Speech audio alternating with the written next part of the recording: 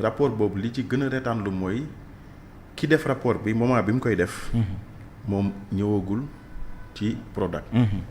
te décédé na ba pare. moom mu doog a ñëw ci Prodac. c'est-à-dire loolu bu fekkee bëgg nga ko jàpp ci mbir mu mel noonu da ngay sam dem ba vassaliser la justice. lu jaaxal ñëpp la waaw lu jaaxal ñëpp na même askan comment est-ce possible. wala peut-être waa ji dafay nekk yomal xiyaam di créer rapport. wala boog gars yi ci seen i gént wala seen i hallucination ci lañ créer ay rapport on ne comprend pas c'est-à-dire justice dafa war a nekk loo xam ni ci ay preuves matérielles lay dox. warul nekk loo xam ni ci ay suspicion wala ci ay volonté wu doomu aadama.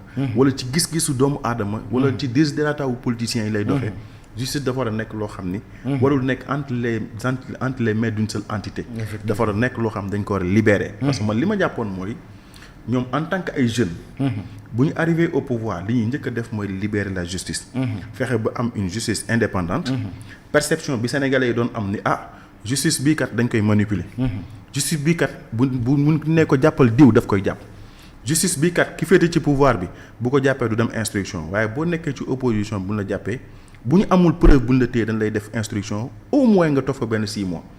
c'est-à-dire loolu perception boobu la ñu waroon fexe mu dañ ci boppu sénégalais yi. mais au-delà de cette perception tey bu ñu doon trouver une solution pour la justice sénégalaise ba nga xamante ne sénégalais bu ne di nga ci gis sa bopp sénégalais bu ne di nga xam ne justice bi kat ni mu war a taxawee mu ngi taxaw lan ngeen di prôné yéen comme solution sur justice boobu. xam nga le président Bougane sur les réformes de la justice. dafa wax ni moom. ndax fii defoon nañ ay assises de la justice. sur les réformes de la justice. réformes yi bëri na parce que amoon nañ fi CNRI. amoon nañ fi les réformes de la justice bu 2018. amoon nañ fi également yeneen ak yeneen bëri na. maintenant président Bougane dans son livre Parchemin de réussite. tekki.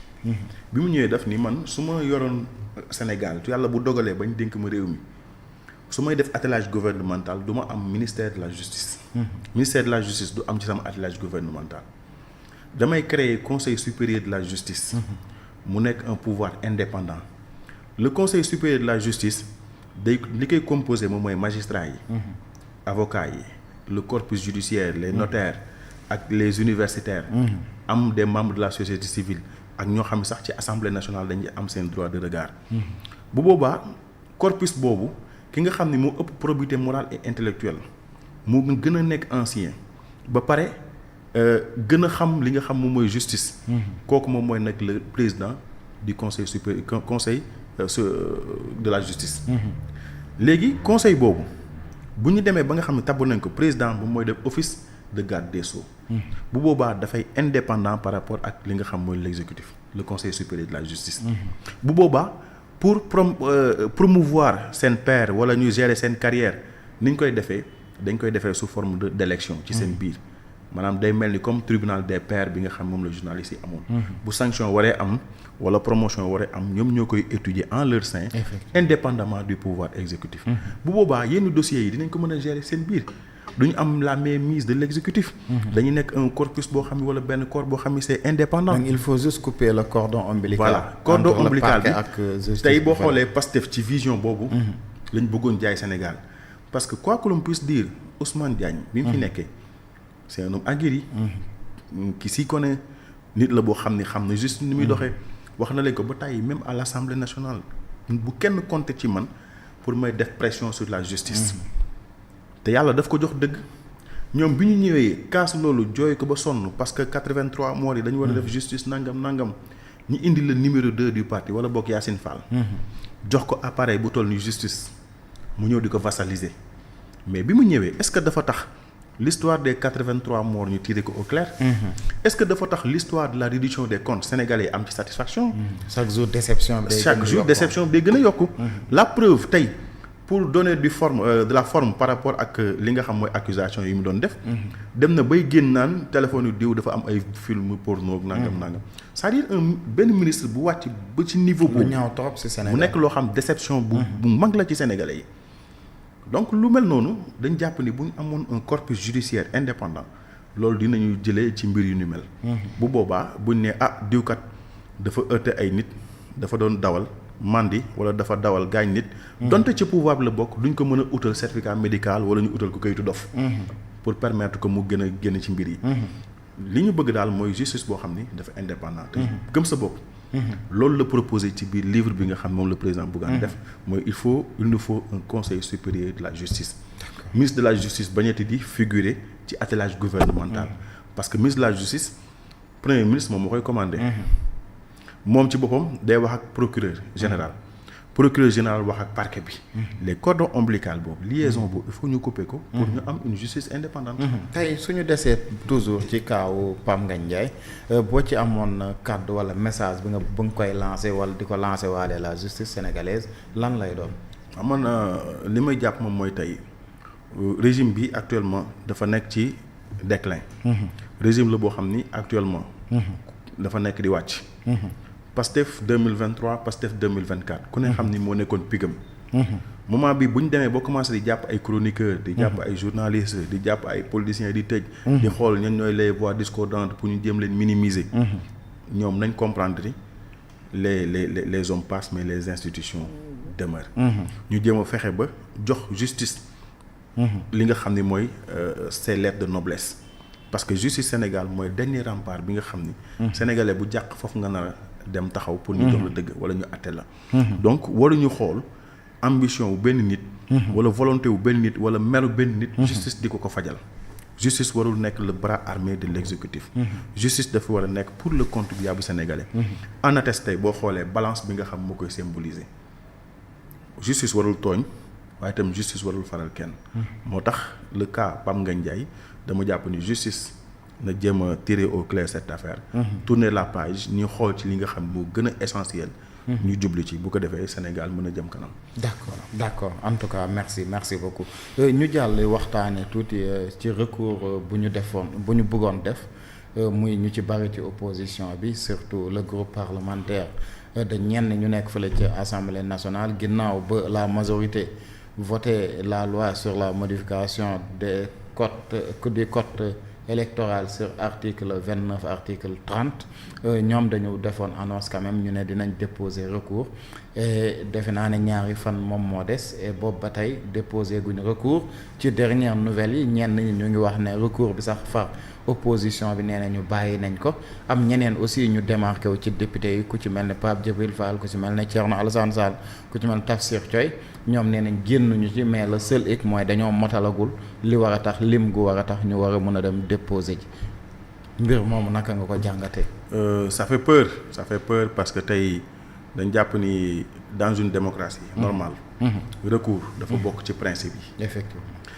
tey bu amee une loi boo xam dañ ko dugal à l'Assemblée nationale jàllale ko comme lettre à la poste normalement opposition bi dañu war a jouer seen rôle. rôle bi moom mooy lan fexe ba seeti li nga xam les contre-pouvoirs notamment conseil constitutionnel.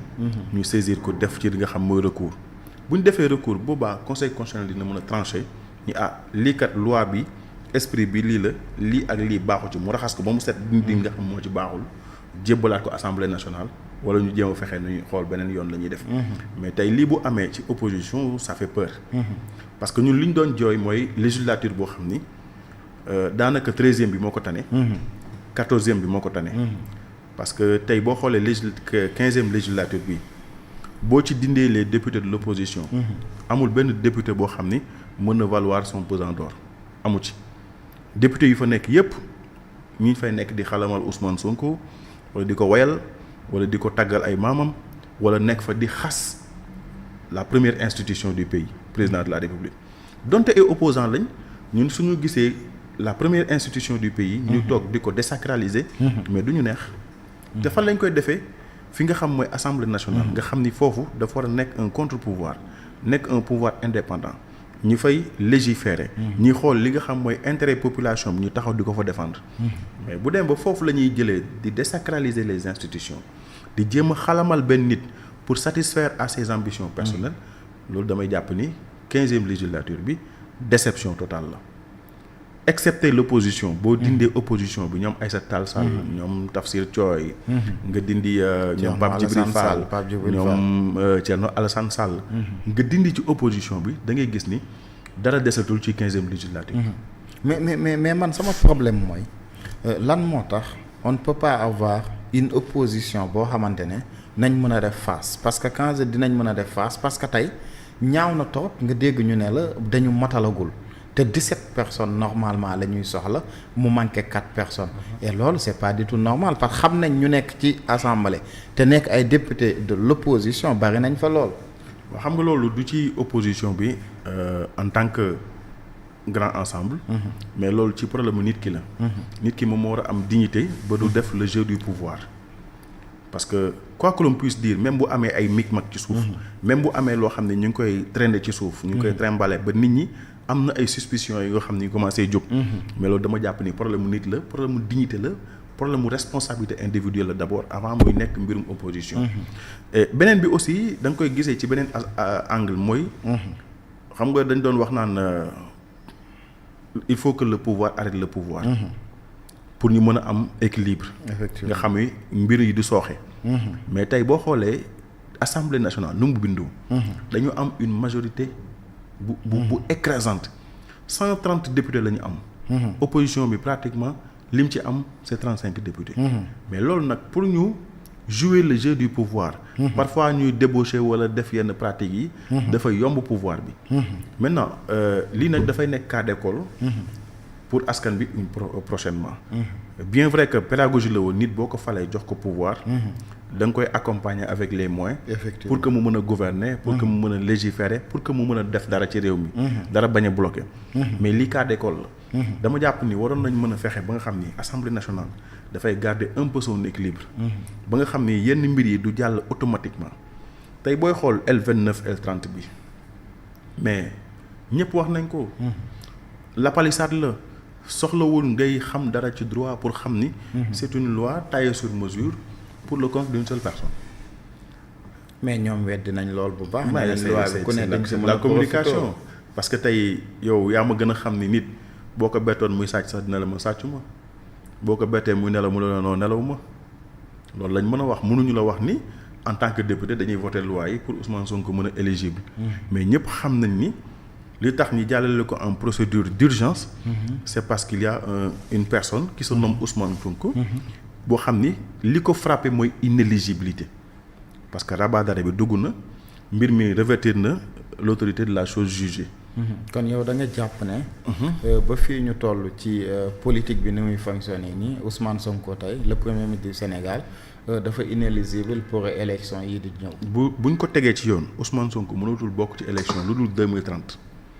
mais parce que démb dégg nga président mu ne candidat di Ousmane Sonko mosul poser problème depuis 2024 d'autant plus bañ ko teree bokk élection après gis nañ ne bokk na ci élection yi parce que nekk na électeur ba voté ji. waaw xam nga président de la république moom moo doon wax te dafa nekkoon ci communication politique dinañ ci ñëw. boo xoolee pendant émission bi yëpp. wala pendant face à face bi mu doon def ak journaliste yëpp. 3 heures de temps. 3 heures de temps yëpp li mu ci doon wax ay questions politiques la doon traité. loolu dinañ ci ñëw. mais tey président de la république loolu mu wax noonu. ñun li ñu jaaxal mooy kan moo dugal Ousmane Sonko ci liste électorale yi. parce que loi bi li mu wax dafa leer bu fekkee L28. ñun la bu fekkee da nga am amende boo xam ni. c'est plus de 200 000. wala nga nekk un contumax. ci 30-31. contumax maanaam buñ lay juger yow ñëwuloo teew. loolu rek da inéligibilité daf koy frapper. mais yooyu yëpp gis nañ ni. ci mouture bu bees bii. ci code électoral bu bees bi nga xam mu lañ proposé assemblée nationale. defalque nañ ko dindi nañ ko ci. ba pare permettre à la loi. mu nekk loo xam ni dafay rétroagir. maanaam pour mën a jël en compte Ousmane Sonko ànd ak moom pour agir pour le futur. c'est-à-dire dañu créer des lois express uniquement pour gérer les ambitions pour sécuriser li nga xam mooy éligibilité Ousmane Sonko loolu ñoom mënuñu ko bañ. beneen bi moom mooy aussi ci code électoral pourquoi cet empressement pourquoi jiitaluñ consensus. parce que lu mel ni loi électorale nga xam ni mooy déterminer mooy fixer les règles du jeu électoral loolu dafa war a jugee ci consensus. mais pourquoi benn camp ñoom ñooy ñëw instrumentaliser wala utiliser seen majorité.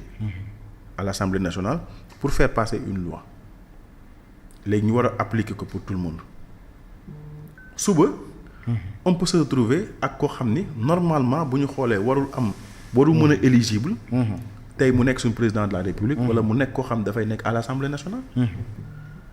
li ñu jàpp moom mooy tey bu ñuy dégg loi yu mel noonu bu fekkee li leen animé mooy volonté boo xam ne c'est inclusive fexe ba am une élection inclusive moom moo leen animé mais nañ ko waxtaanee buñ ko waxtaanee ba ñu am ci consensus bu large. bu boobaa mën nañ ko yóbbu assemblée nationale ñu voté ko ñëpp dañuy tàccu.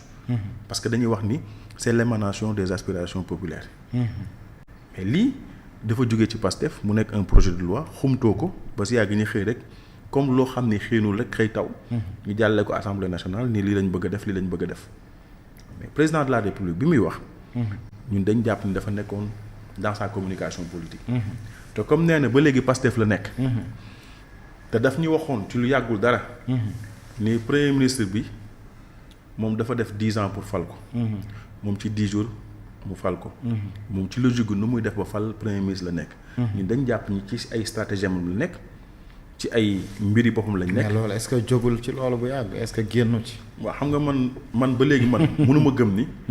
premier ministre ak président de la république am nañ problème man mënuma ko gëm man dama jàpp ni c'est une stratégie politique boo xam ni dañ ko nas pour bipolariser l'espace politique pour mën a fexe également Ousmane Sonko bilan bi nga xam ni c'est mort parce que fii ba 2029 moom le bilan est mort mënuñu def un bilan boo xam mën nañ ko présenter Sénégalais la preuve tey su ma la laajoon ni la ban segment ci sunu vie wala ban secteur wala ban politique publique moom lañ teg nga mu gis ni am nañ ci un résultat boo xam c'est reluisant doo ma ko wax donc pour fexe ba Ousmane Sonko retrouver sa virginité politique dinañ fexe ba bilan bi ñi moomale ko Diomaye Ousmane Sonko mën a libre bu ko defee ñu ne moom il n'avait pas les coups de franche pour mën a gouverner alors que Ousmane Sonko en tant que premier ministre am na lu premier ministre mësta am ci Sénégal premier ministre boo xam ni 130 députés ñoo lay obéir ci say waaw ak say déet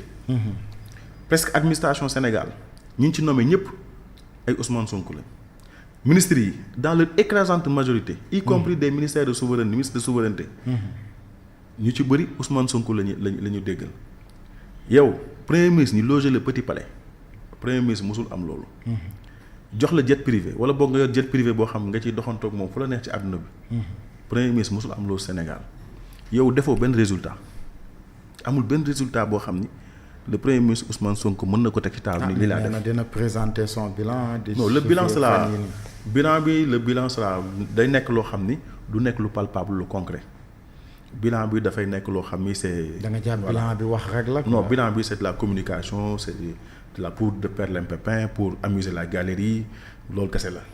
mais tey dama jàpp ni li gën a concret mooy bu fekkee def nga dara. ci 2 ans yi soxlawul ngay dem ci paysans yi naan leen man améliorer naa qualitativement seen condition de vie. ñoom ñoo koy njëkk a sentir. agriculteurs yi. paysans yi. bu fekkee ñoom seen campagne de commercialisation réussir na à 100% wala seen production gis na benn essor bu considérable doole yow daal ñu koy wax ñoom ñoo koy sentir seen bopp les Sénégalais lambda góorgóorlu bu fekkee mi ngi xëy dépense di ko yomb. pouvoir d'achat am yokku na njëg yi wàññeeku nañ yow soxlawul ngay def ay bilan pour di ko wax moom moo koy xamal boppam. santé bi bu fekkee mi ngi dox. acteurs yi dinañ ko xam ñi nga xam ne ñoom la acteurs yi di rendre service également dinañ ko sentir. soxlawul ngay def communication pour di leen ko wax. bu fekkee justice mi ngi dox mais sénégalais dinañ ko xam soxlawul ngay taxaw pour def bilan communication pour di leen ko wax c'est-à-dire dama jàpp ni affaire bilan ak yi ñuy wax nii ci ay caaxaan lañu